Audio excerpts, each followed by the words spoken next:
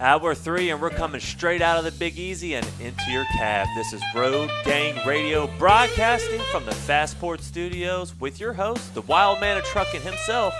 I think it's Mac, Jimmy Mac? Jimmy Mac, a little brisket. Jimmy Mac and cheese, by the way. We'll be giving you that recipe a little bit later on. And, of course, the poem that Marty Mangiello wrote for me. Maniac, by the way. Absolute maniac. Before we actually jump in with our next guest, really quickly, guys, I want to give a big thanks to Colin Long. He really did want to talk about overtime pay and the exemption that is in the law books that prevents you guys from actually receiving it, and Elida's position on that. I'm willing to have a conversation about that, although I tend to lean in that direction with them as well too. But there's a lot of pros and cons to that one. But there were so many things I wanted to talk about, including the fact that in the mix of all of this, we used to have long, ongoing conversations about the next head of the FMCSA. That because of the blizzard of activity on the border and the 9 points and everything else, I wanted to make sure you guys knew who you were getting. That's important. That's important stuff. Whether you are yakking it up on the tube of you, leaving your heart on the iHeart, or have the audacity to listen on Odyssey, you are now with the most raucous reality in trucking. Hashtag RGR, Road Gang Radio, where the listening and the subscription don't cost you a thing. Fast and Furious, it's a format of freight, facts, and fun that fuel your Thursday morning. And by the way, the fun actually is Ron Kinscherf is joining us this morning. And the basic thrust of this conversation is really, Ron, about starting something new late in life. But this is really an amazing story. You never set out to be an author, but grandchildren tend to make us all into storytellers, do they not? And good morning to you, sir. Hey, nice to see you guys. Thanks a lot for having me on. Oh, you're quite... You're right. I mean, this was not on my bucket list at all. It wasn't on my bingo card to do what I'm currently doing. By the way, I want everybody to go to Papa, P-A-P-A, tellmeabook.com, and what you will find is an absolutely charming website with an absolutely charming man who actually made some decisions. He's written, a bunch of them now. He's got a bunch of books out there, including one called Adorable, which is on sale. Prince Andrew couldn't be happier. It's spring and the weather is perfect for his morning flight around the patio. Life is good until he arrives at the palace and meets his little baby sister, Princess Adorable. Why would his mother, the queen, turn his world upside down? And it actually made me think about when I was a little kid listening to those 45 or 33 records along with reading a kid's book. I wish I was an only child. Oh boy, I wish I was. Welcome. Good morning. And I would love you to tell the story about how you got in the business of writing kids' books. So I was kind of at a crossroads. I quit my big boy job. I was at the age I was 60, had done it for 30 odd years and just wasn't happy. I didn't realize at the time I was making the people around me kind of miserable too. So I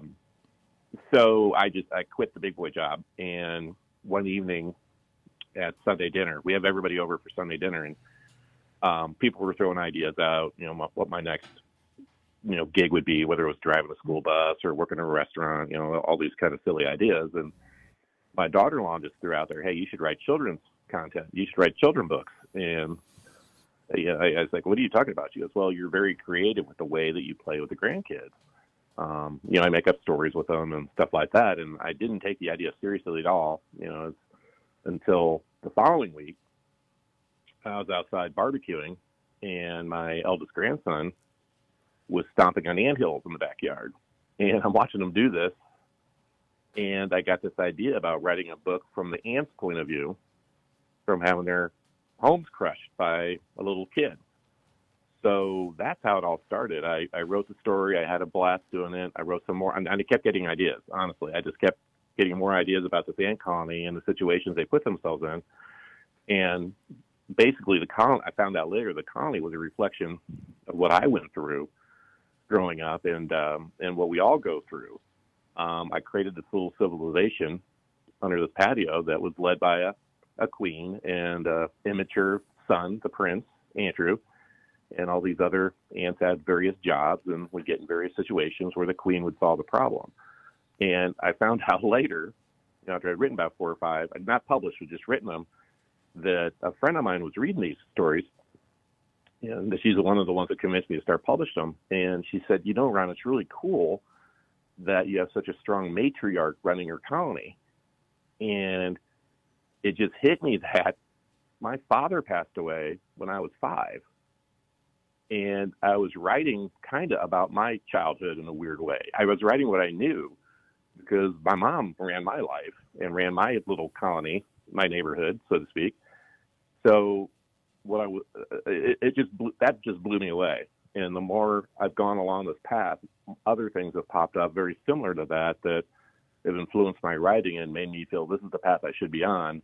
And this is what God has put me on this earth to do, is to create kids content. I'll tell you something else too. I love the idea of actually diving in and realizing that only after you really kind of start writing that you are attempting to kind of make sense of and reassemble not only where you've been in the immediate past, but also where you've been in regards to your entire life. And there is something beautiful about world building, because I tell people all the time, my co-host who is on vacation this week, Lindsay Lawler, is over in the Cape celebrating family, as a matter of fact. Her husband's mother and father passed away. They passed away within a month of each other. And so they're spending time on the Cape this summer in celebration of their lives, which is amazing. But the idea of taking the time to begin the creative process and then taking a moment to go back through that creative process and realize what it is that's really important to you, it really then makes what you write after that much stronger, because you're beginning to develop a relationship not just with the characters you're creating, but with the issues and themes that you're wrestling with, and you can strengthen your hand that way. Have you found that in going through what is now 11 books? Indirectly, yeah. I mean, I get ideas and then I build them in my head, and I don't necessarily have a message I want to tell until. So here's my philosophy on this. So everything that happens in our lives generally is a problem, and my 7-year-old grandson will tell me, "Papa, what's the problem in your next book going to be?" and then there's a solution that generally has some sort of moral in it or message in it. I don't intentionally start writing to have that message, but but everything I'm writing is from a life experience, and so much of it is from just watching my grandkids and the experiences I go through with my grandchildren. And a lot of it involves them doing something incorrectly or getting themselves in a situation that has to be solved by an adult. Adorable is a perfect example of that, where I witnessed this firsthand, where my son and his wife had a baby, and the middle child got extremely jealous, and that I basically popped in my head to write that story. The hardest part of the story was to come up with a name for the kid, because I knew that was the key to the story. All my aunts have names that begin with the letter A, just because. And I finally hit upon Adorable. They call her Dora for short. And I just thought that was the perfect name for this kid that came into this older brother's world. That it's adorable, she's adorable, and she's adorable in the book. And how can you not love Adorable? But he's obviously completely upset that this little child has come in and upended this whole perfect little world, and he doesn't think his mom's going to have enough love for him once the baby gets there. So I guess to answer your question, I don't think I put as much conscious thought into it as you may be outlining in your thoughts there, but it just kind of comes out once you start the writing process. Oh, yeah, and that's the thing, too. That's kind of what I'm getting at. It's someplace in between. I don't think that, like, you sit down and say, I am going to accomplish this. I think it becomes almost impossible when you get good at what I call the basic level of writing, which is, I have a story that I want to tell. It becomes much more easier to kind of focus on what you call, I love that, by the way, the problem. Because what I try to tell people when they're writing fiction, writing plays, writing screenplays, doing podcasts, at the end of the day, all drama is simply A wants something from B, and the question is, do they get it?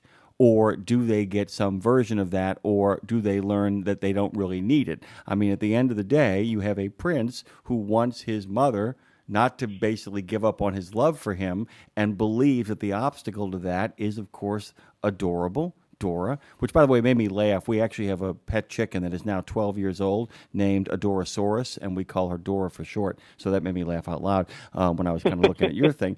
But I mean, at the end of the day, it's the simplicity of the story allows you to have the complexity of the issue of a little boy, of a young boy, wrestling with his mother's love. And I think it's just pretty terrific. I just, that's just... Yeah, well, you did, and you nailed it on the head. It's the simplicity of the stories. And I think, I think our lives are rather simple. I mean, we feel they're complicated, but they boil down to just, love and respect and things like that.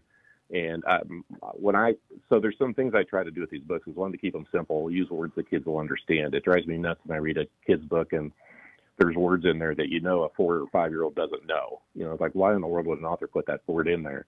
So we try to keep them simple, and I try to keep them subtle too. I don't want to beat the message with a hammer that makes it obvious, because our lives are not obvious. The messages are not obvious in our lives. And I want the book to stimulate conversation too, that when it ends, the queen usually says something at the end. At the end of Adorable, basically Prince Andrew says, "Oh my gosh, you're cute. Can I hold her, Mom?" That's the last line of the story. And, I hope that stimulates conversation where the reader will say, "Well, why do you think he wants to hold her now? I thought she didn't like the baby." And that's kind of the theories we use when we create these things, is just to keep it simple and subtle and try to stimulate some conversation between the reader and the child. By the way, if you guys get a chance to go over to papatellmeabook.com, you'll also see that the book is gently, and I'm using that word deliberately, gently illustrated by Holly Brogard. Beautiful illustrations, by the way, in their simplicity. That's the other thing too. It's so hard when you work with a collaborator to make sure that the images that they're producing on a children's book actually match the tone of. It's why many people often end up being their own illustrators, because they're looking to kind of match tone with image. And I think that's a beautiful job. The softness of the colors, the gentleness. There's a certain flow to it. The lines aren't hard. It's really lovely. I wanted to pivot in the middle of all of this and just kind of give our listeners a sense of this. This begins. Tell me I'm wrong. It's okay. This begins with the only ambition is to tell stories to children that you love. And I think that part of the success is based on that you didn't begin by saying, I'm gonna conquer the children's writing, network, right? No, you're completely right. I mean, it started off as just like as a lark. I had time. I didn't have anything. I didn't have a gig at the time, and so I started writing these stories down. And then I was convinced to publish one, and then I was like 2, and then now it's become. I have a business. But you're right, and honestly, how it all started from the beginning is I was putting my grandson down for a nap one time, and the routine was you pick 2 stories, read them, go to bed. But out of the blue, he said, "Papa, tell me a story." And I was looking at her, and I go, "What do you mean?" He goes, "Tell me, just make one up, Papa." And I go, "About what?" Just kind of being, "What do you want? What are you talking about?" And he looked around the room, and he picked a medicine bottle. He goes, "Make up a story about medicine." So I did. And that's how it all started. From then on, he kept asking me to make up stories. And then he started asking his parents to make up stories. And they kind of got mad because they just wanted to read this. So, and I don't know if you have grandchildren, but it's a completely different life when you have grandchildren, because you have time to sit back and think and enjoy reading the stories more than you made as a parent. Because the parents read the story, put them to bed, go downstairs, have a beer, rinse and repeat the next day.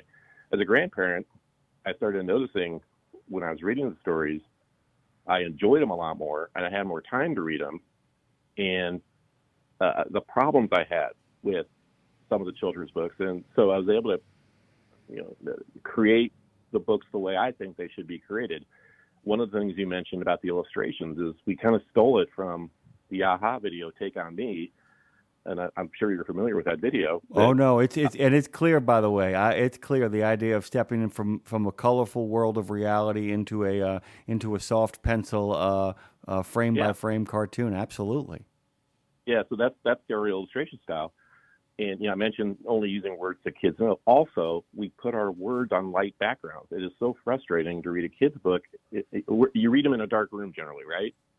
And there's so many kids' books out there that have words on dark backgrounds, and it's hard for older people to read. And every word on our book in our books are on a pale white background, and that was very important to us because we want. So I found out really early on that my clients don't have money. I mean, they're 5 years old. They don't have money, so the adults have to enjoy reading the books. And if they don't enjoy reading the books, they're not going to buy them. So we want the adults to enjoy reading the books, so we throw in little Easter eggs in the stories that the adults should notice, or hopefully notice, but the kids won't. An example in Adorable is, and I don't know if I have this picture on my website or not, but there's a nursery with a cradle and all that type of stuff, and the pictures on the walls. I mean, so whenever we create these books, we figure out, okay, where are the ants getting their stuff to build things, and the general thought is that it's stuff they have to find on the patio. Okay, so they use matchsticks and twigs and leaves and all that type of stuff. So what would they find to put on walls for decoration? So we went with forever stamps. So the nursery has forever stamps on the walls. Now, are the kids going to understand what those are? No. Are the adults going to recognize that? Possibly. And if they do, I hope they smile. And that's stuff for the adults to, oh my gosh, Ron threw those in there. There's always we have a story called The Monster that's about a car. I have a hula girl on the dashboard, like we used to do in the old days. So there's leg warmers in one story, with some of the ants are working out and they're wearing leg warmers. So we intentionally put stuff in there for the adults, so they enjoy reading the stories too. And I've gotten comments about that. So sorry, I'm going off on a tangent here on you, but it's when you talk about putting the books together and where I'm at now versus where I was 30 years ago when I was raising my kids, the attitude is completely different in what I'm seeing in kids' books than it was back then. We were just trying to get the stories read so you can get the kids to bed so you can go downstairs and relax for a while, then go back to get yourself to bed and rinse and repeat the next day. Ron, you didn't take me into the weeds, by the way. I basically said the name of the website is papatellmeabook.com, Yeah. and I asked you to tell me a story, and you told me a story, which is what I was looking for. I would like to save one moment here at the end, by the way. And by the way, Ron, please correct me if I'm wrong. We haven't got a chance to, because of our new format, we don't get a chance to talk off the air. It's Kinscherf, right? Yeah, you nailed it. Yeah. Okay, fantastic. I'm pretty good at that. I've done this for a couple of years, so I'm pretty good at figuring things out. Yeah, but a few years, right? Yeah. But I wanted to give you a little space here because we have so many of our listeners make their living on the highways and byways. So many of them are so creative. I brought up my colleague Lindsay Lawler because she's a big believer that everybody should write. It doesn't mean that you should be published or that everything should be done, but it does mean that it's a really wonderful way to kind of embrace the world around you by taking, cataloging it to really kind of embrace it. Can you talk to our listeners just a little bit about what it means to start something new, brand spanking new? Oh gosh, yes. Not late in life, but I guess what we call the beginning of the third act, as it were. Yeah. So first of all, remind me, I got something for all your listeners too, a gift at the end. So remind me to give that out to you guys too, because I don't want to forget that. But so my basic message is, all of us have something we enjoy doing, okay? And there's no greater joy. I have found there's no greater joy than creating something and sharing it with somebody. And what I share is best. It's the best. Kids Pardon me? It's the best. It is the absolute best. So I totally agree. I was fortunate, and I know I'm fortunate, that my wife allowed me to quit my big boy job, and we had money, savings, whatever, that we could go on living for a while until I found another gig. I know everybody's not in that situation, but what everybody I think can do is find something they love and share it. And it could be changing oil. Go change your neighbor's oil. Or it could be baking. It could be cutting grass. It could be gardening. It could be whatever it is you enjoy. It could be woodworking. But don't do it necessarily for yourself. Share it with a neighbor. Share it with somebody else. The joy I get when a kid we've given over 2,000 books to kids in schools the last couple of years. The joy I get, handing a book to a kid and just seeing the smile, I think all of us can replicate that in some fashion because we have something to give to other people. So I think that would be my message. You mentioned everybody should write and stuff like that. Journaling and all that type of stuff is great, but you may not have the talent to share that with somebody else. But I guarantee you, everybody has something they can share. And it could be singing in church. It could be, just taking a step back and sharing something.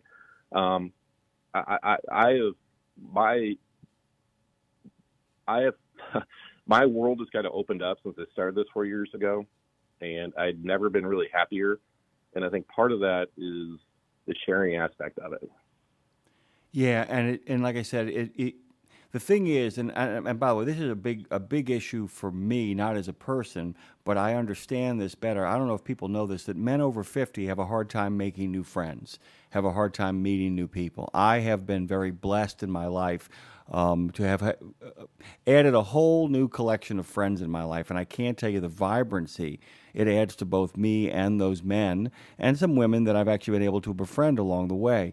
One of the things that you talked about just now is there is no greater joy than making something and sharing it with somebody else, because once you understand that, you then become more receptive to them making things and sharing them with you.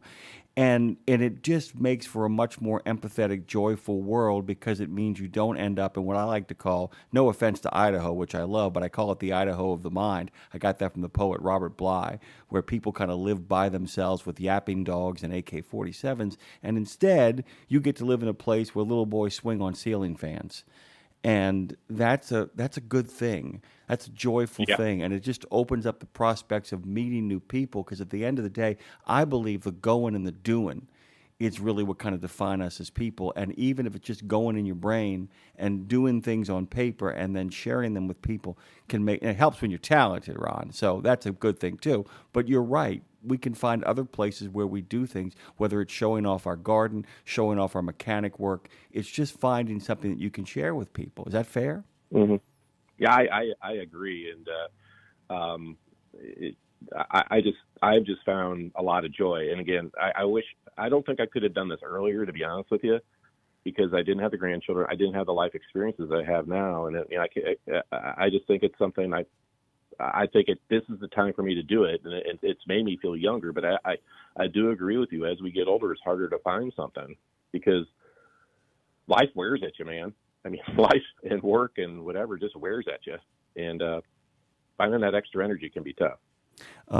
By the way, our good friend who was only supposed to be on 15 minutes is, we're laughing. By the way, my producer over here, Phone Master Dre, actually has a couple of young kids in his life now. He's been dating a beautiful woman for about 2.5, 3 years, and they've just gotten to the point where those kids are a regular feature in his life. 3 and 7, correct? Yes, sir. Perfect. And I'm definitely getting these books for them, so I highly appreciate you coming on today there, Ron. Well, yeah, I got a punchline, by the way. I've actually ordered books for them. I'm not kidding. They're going to be coming here to the studio, by the way. Oh, that's awesome. But go ahead, Ron. You got a special offer, a special present. Go ahead. If you go to my website, you can place orders on my website, and if you want me to autograph them or sign them or put a note in the books, there's a comment thing in there that you could do that, and that's only on my website. The other thing too is if you want to get a free ebook of Adorable, okay, go to my website, papatoldmeabook.com.